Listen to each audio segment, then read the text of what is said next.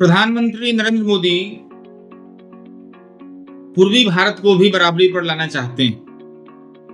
उन्होंने लाल किला के प्राचीर से यह घोषणा की कि हम सिर्फ पिछड़े समाज को ही नहीं बल्कि पिछड़े क्षेत्रों को भी अपनी प्राथमिकता में लाना चाहते हैं। तो सवाल ये उठता है कि मोदी जी ने पिछले 10 वर्षों में पूर्वी क्षेत्र को प्राथमिकता क्यों नहीं दी,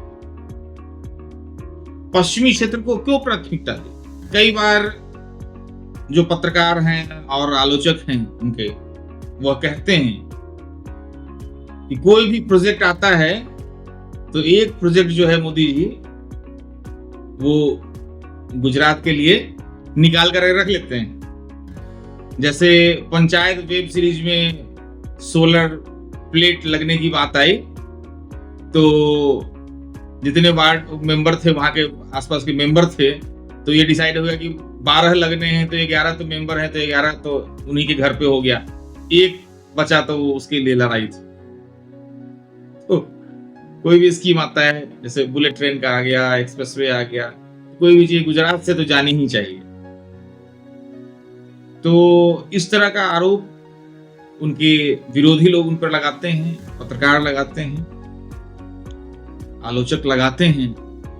तो निश्चित रूप से मोदी जी ने जो ये स्टेप लिया है और तथाकथित घोषणा भी की है लाल किले से कि पूर्वी क्षेत्र को प्राथमिकता देंगे, तो निश्चित रूप से ये काबिल तारीफ है और इस पे चर्चा होनी चाहिए। इसलिए मैंने इस वीडियो को इसी चर्चा को समर्पित किया है। तो आइए इस विषय पर बातचीत कर लेते हैं। मैं हूं होस्ट और आपका दोस्त डॉक्टर पवन।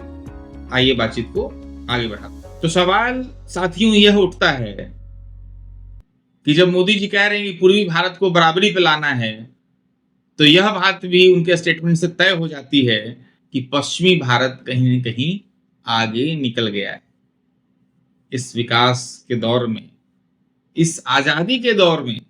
क्योंकि जब अंग्रेजों का समय था उस समय तो पूर्वी भारत की यह हालत नहीं थी। अंग्रेजों के समय तो बंगाल ही देश की राजधानी हुआ करती थी 1911 तक। 1911 में दिल्ली बनी। तो 1911 में दिल्ली के राजधानी बनने से पहले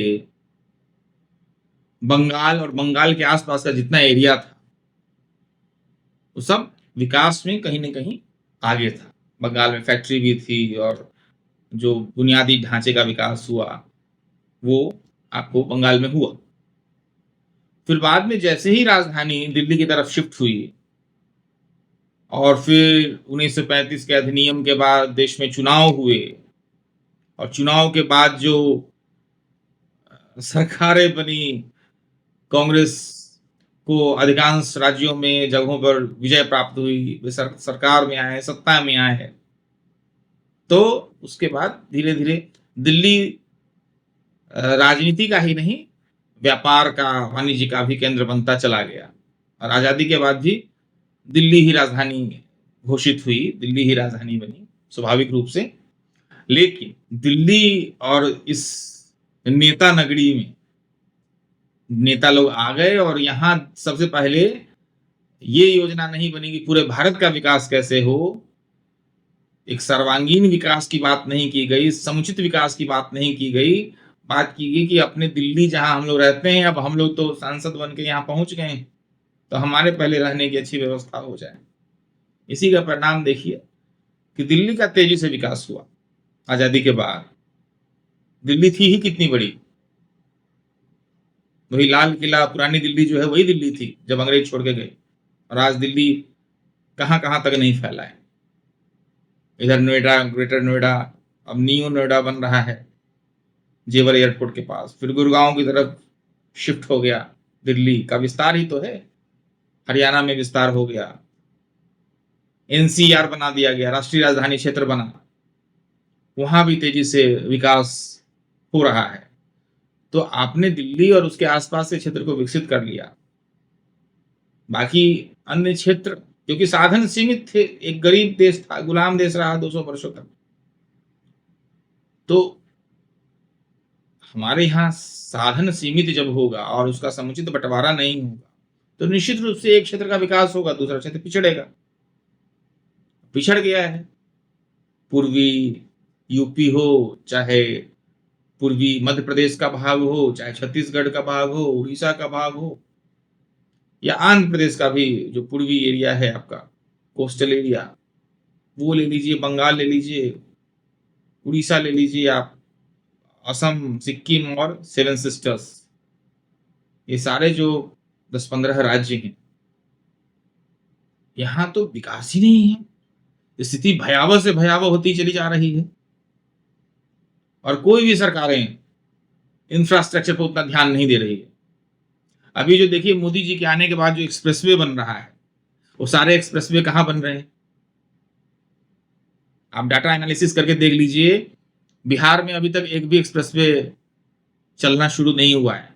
एक आध आमस दरभंगा एक्सप्रेसवे बनना शुरू हो गया है, बाकी जगह अभी जमीन ही न पा रहा है, नक्शा ही पास हो रहा है। बंगाल में, छत्तीसगढ़ में, उड़ीसा में कितने एक्सप्रेसवे शुरू हो गए।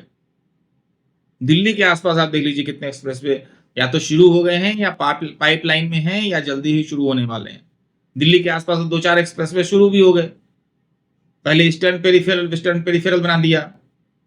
उसके बाद अभी 1-2 दिन में मोदी जी आकर के UR2 जो तीसरा रिंग रोड है उसका उद्घाटन करने वाले हैं। कुछ दिनों में दिल्ली देहरादून एक्सप्रेसवे भी शुरू हो जाएगा। दिल्ली मुंबई एक्सप्रेसवे का भी जो जयपुर कोटा से आगे तक का एरिया है वो शुरू हो गया है। दिल्ली में कई सारे प्रोजेक्ट चल रहे हैं। दिल्ली का विकास, दिल्ली कहीं ना कहीं देश के उत्तरी पश्चिमी क्षेत्र में आता है, तो इसके आसपास का विकास सबसे पहले आप लोग कर लेते हैं। तो इसलिए सब रोजगार के चक्कर में दिल्ली आ रहे हैं। और पूर्वी क्षेत्र जो है वहां भी अगर एक दिल्ली बना दी जाए तो उधर के लोग आएंगे ही नहीं। तो दिल्ली के लिए भी बेहतर है और देश के लिए भी बेहतर है कि पूर्वी क्षेत्र का विकास हो। मोदी जी ने ध्यान दिया है, अच्छी बात है, अब उस पर काम भी करें। कुछ चुनावी विश्लेषक तो ये भी कह रहे हैं कि बिहार में चुनाव है, उसको ध्यान में रख करके बोल दिया, लेकिन उन्होंने बिहार का जिक्र नहीं किया है। उन्होंने पूरे पूर्वी भारत की बात की। और निश्चित रूप से पूर्वी भारत बहुत बड़ा एरिया है जहां विकास नहीं है, जहां परियोजनाएं नहीं पहुंच रही हैं, जहां इंफ्रास्ट्रक्चर का विकास नहीं हो रहा है, रोजी रोटी की व्यवस्था नहीं है, बेरोजगारी है। इसलिए वहां के लोग पश्चिमी राज्यों में या दक्षिणी राज्यों में जाकर के नौकरी करते हैं, मजदूरी कर रहे हैं। मेरे मन में एक विचार आता है, जैसे एक महानगर बनाया गया, कितनी दूर दूर पे महानगर बनाया गया। जैसे एक दिल्ली में महानगर बना, फिर मुंबई में बन गया, हैदराबाद बन रहा है, पुणे बन रहा है, महानगर की तरफ है, फिर कोलकाता है और चेन्नई।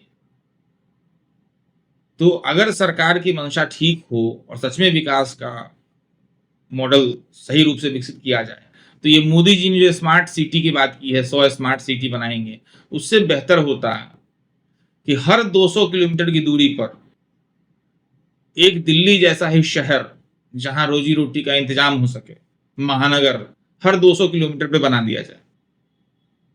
जैसे पूर्वी बिहार से शुरू करें तो एक भागलपुर को एक बना लीजिए सेंटर, उसको भागलपुर और उसके आसपास के एरिया को महानगर बनाइए। फिर 200 किलोमीटर आगे आ जाइए तो गया के आसपास कोई एरिया चिन्हित कर लीजिए, उसको आप बना लीजिए महानगर। फिर गया से 200 किलोमीटर आगे आइए तो पटना को बना लीजिए। पटना हालांकि 200 किलोमीटर नहीं है, लेकिन एक रेंज एवरेज 200 किलोमीटर कह रहा हूँ। फिर पटना से आगे आइए तो बक्सर के पास, बलिया के पास एक जिला चुन लीजिए और उसके आसपास के क्षेत्र में आप महानगर विकसित करिए। फिर बनारस के आसपास कर लीजिए, फिर इलाहाबाद, कानपुर, लखनऊ, इनको आप महानगर बनाइए।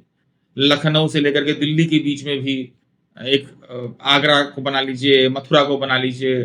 तो हर 100-200 किलोमीटर पे अगर महानगर जैसा कॉन्सेप्ट आ जाए, दिल्ली की तरह उन शहरों की क्षमता हो जाए रोजगार देने की, तो फिर ये गरीबी और पिछड़ना बड़ी पीछे की बात हो जाएगी। और ये अपना देश जो सोने की चिड़िया कभी हुआ करता था, बिना पूर्वी भारत के विकास के थोड़ी ही हुआ करता। और भविष्य में भी अगर कभी भारत सोने की चिड़िया बनता है तो बिना पूर्वी भारत के विकास के संभव नहीं। इसलिए मोदी जी अगर सही दिशा में सोच रहे हैं और जमीनी हकीकत पर काम करेंगे तो निसंदेह आने वाला भारत का भविष्य स्वर्णिम होगा।